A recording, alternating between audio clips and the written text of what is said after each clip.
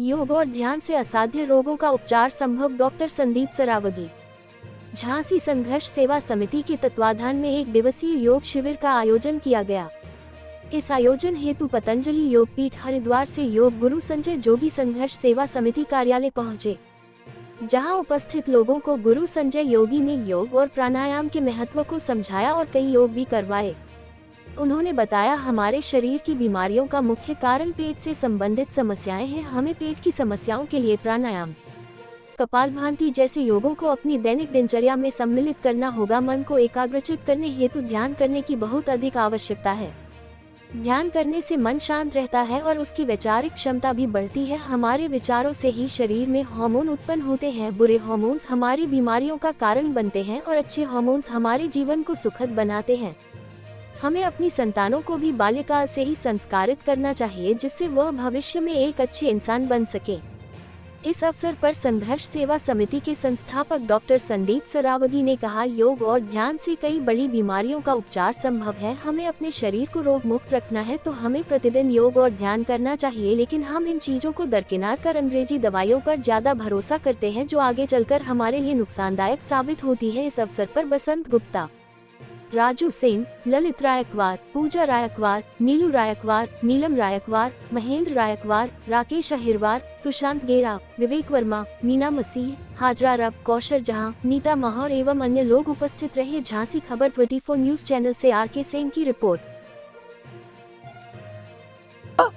और अपने बौद्धिक क्षमता का निरंतर विकास करना, अपने जीवन में सद्गुणों का विकास करना, ईश्वरीय शक्तियों को आदान करते हुए, अपने अंदर धारण करते हुए, इन महापुरुषों को स्मरण करते हुए कि जो इनके जीवन में अच्छाइयां थी वो मेरे जीवन में आ जाएं और ऐसा जीवन जी सकूं।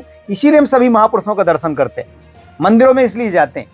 एक गहरी बात यह है कि हम लोग दर्शन तो करते हैं, लेकिन जिन महापुरुषों ने इतना संघर्ष झेले, संघर्षशील होना चाहिए कि हम संघर्ष में कभी विचलित ना हो, बल्कि संकल्प में कोई विकल्प ना आए, अखंड प्रचंड प्रस्वार्थ उस दिशा पर करते रहें। ये हमारे जीवन का संकल्प होना चाहिए। इसी का नाम योग है, जिस दिशा पर भी हम बढ़ना चाहते। तो योग के साथ साथ प्राणायाम, योग जो मैंने बताया कि संपूर्ण जीवन क्या है, योग है। जिस कार्य को जैसे करना चाहिए वही योग है। ठीक है, तो अगला योग में है योगा सु समाधि, योगा कर्म सु कौशलम हो गया, योगा से चित्त वृत्ति निरोध हो गया।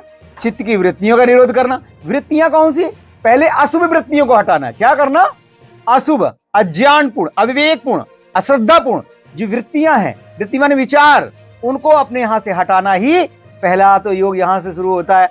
जब तक खराब विचारों को हटाएंगे, अच्छे विचारों को लाएंगे नहीं, तो योग कैसे संभव होगा? हम आप यहां बैठे प्रसन्नता के साथ, तो कोई गलत विचार नहीं है, अच्छा मन में विचार है।